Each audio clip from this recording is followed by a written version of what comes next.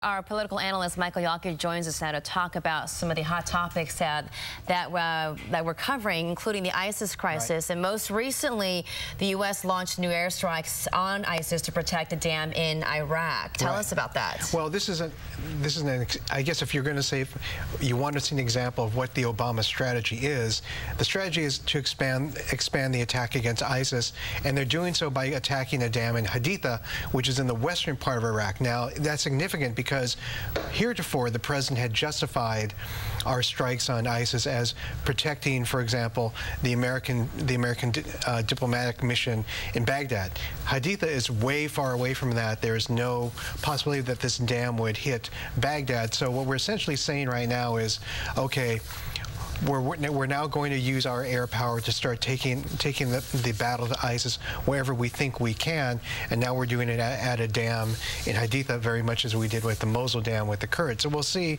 how that expands. Congress comes back into session this week, and this is when the president's going to consult with Congress and say, here's my strategy. I'm going to start bombing them wherever I can, and the question is going to be whether he goes into Syria or not.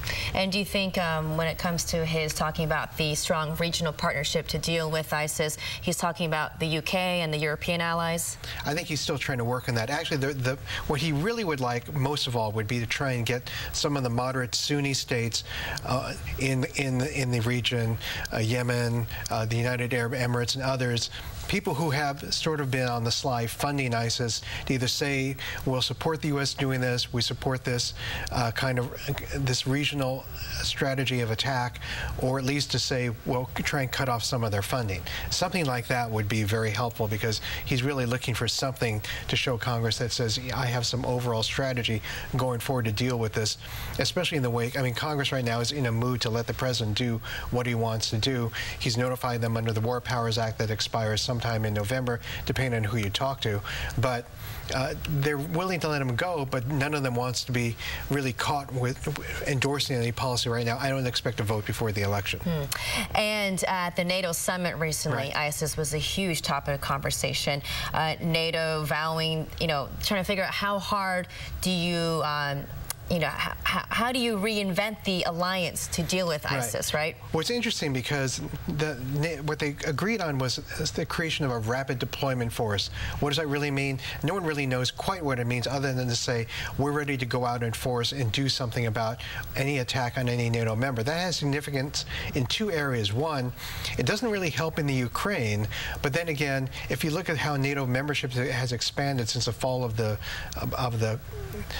Berlin Wall, you see, in the fall of the Soviet Union, you see basically that a number of states around the Soviet Union, Latvia, Estonia, and others, are there, surround the Soviet Union, and are essentially almost recreating a sort of our version of the Iron Curtain back in terms of the Soviet Union, in terms of Russia, and then in terms of Turkey, because Turkey shares a 900-mile border with Iraq and Syria, which has implications for where ISIS will go forward.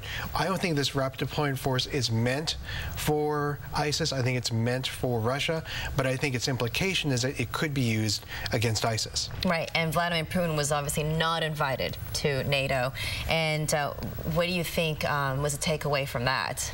Well, I mean, I think the takeaway is that Russia's not a member nation. They are participant observer status, and frankly, I don't think he has anything to offer at this point, because anytime that he says he's going to do something about helping calm things down in the Ukraine, that hasn't happened. They had the 72-hour ceasefire, which appears to have been broken this morning already.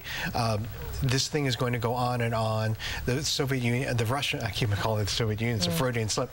Russia still has troops in the eastern Ukraine. They've had paratroopers who have been captured by Ukrainian troops, and Putin's only response is they got lost.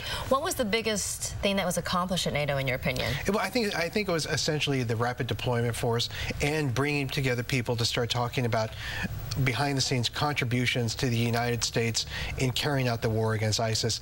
Because as much as Congress is willing to let Obama go forward with these strikes, I think what they're really looking forward to is getting some payment so that we're not the only ones footing the entire bill. Because this has immense importance to the entire world, not just to that particular region and not just to the United States.